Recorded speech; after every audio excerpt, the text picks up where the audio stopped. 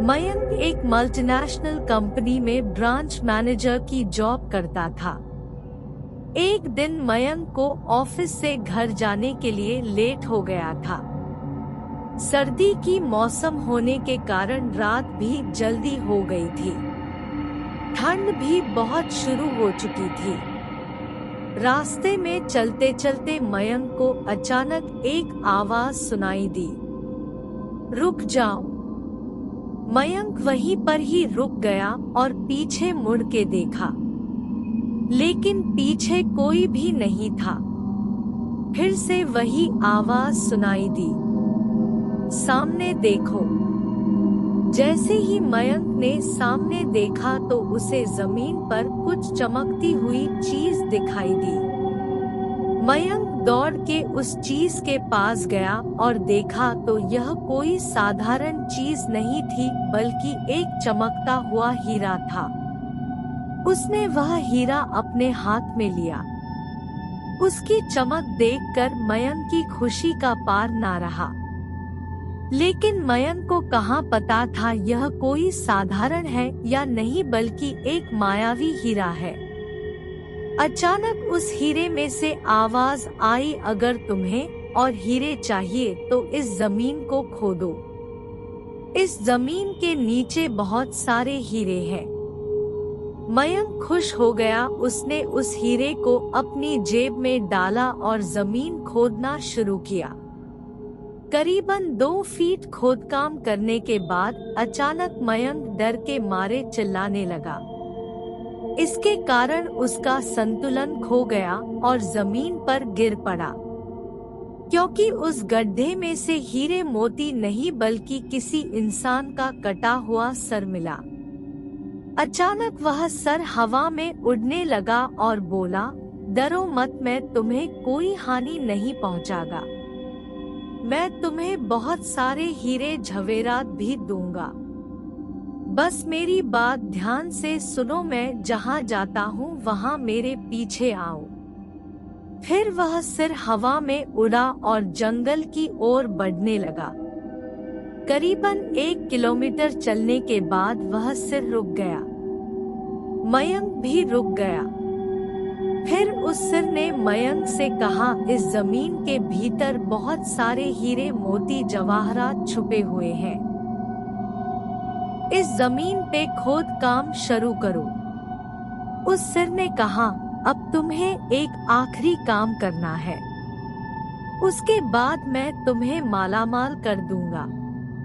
तुम्हें कहीं से भी 1 लोटा खून लाना होगा। मयंक ने बोला, 1 लोटा खून? पर मैं 1 लोटा खून कहाँ से लाऊंगा?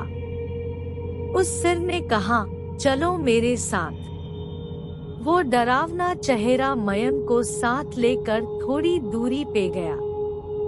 वहां उसे एक इंसान को जाते हुए देखा। वो सिर बोला, उस इंसान को मारकर उसका खून ले आओ। मयंक डर गया और बोला, नहीं नहीं, यह मुझसे नहीं होगा। मैं यह नहीं कर सकता। अगर तुमने यह काम नहीं किया तो मैं तुझे बहुत बड़ी मुसीबत में डाल दूंगा। फिर तुम्हारी पूरी जिंदगी नर्क बन जाएगी। उस सिर ने अपने तंत्र मंत्र की शक्ति से एक छुरी और लोटा प्रकट किया और गुस्से से बोला, अगर तुम मेरा यह काम नहीं करोगे तो मैं तुम्हारे पूरे परिवार को मौत के घाट उतार दूंगा। मयंक ने मजबूरी में आकर उस आदमी को मार डाला और उसका खून लेकर उस सिर के पास गया। उस सिर के कहने पर मयंक ने खून को उसके शरीर पे डाल दिया। फिर कुछ ही देर में वो कटा हुआ सिर उस शरीर पे जुड़ गया। यह सब देखकर मयंक की हालत अब खराब होने लगी। वो उस भूत को देखकर काफी डर गया। जैसे ही वो भूत जिंदा हुआ तो जोर जोर से हंसने लगा और डरावनी आवाज में बोला, तुमने बहुत बड़ी गलती कर दी कि तुम्हें मुझे फिर से जिंदा कर दिया। अब मैं सिर्फ तुम्हें ही नहीं बल्कि इस पूरे शहर को मौत के गाढ़ उतार दूंगा। डर के मारे मयंक के मुंह से आवाज भी नहीं निकल रही थी। वो अपने जान बचाने के लिए वहां से दौड़ा, लेकिन उस भूत ने छलांग लगाकर मयंक को जमीन पे गिरा दिया और बोला, मुझे बहुत भूख लगी है, अब मैं तुम्हारा मांस खाऊंगा। जैसे ही उस भूत ने मांस खाने के लिए आगे बढ़ा कि तुरंत ही उसका सिर धड़ से अलग हो गया। मयंक समझ नहीं पाया कि आखिर यह चमत्कार हुआ कैसे। जब मयंक ने पीछे मुड़कर देखा तो एक अघोरी बाबा खड़े थे।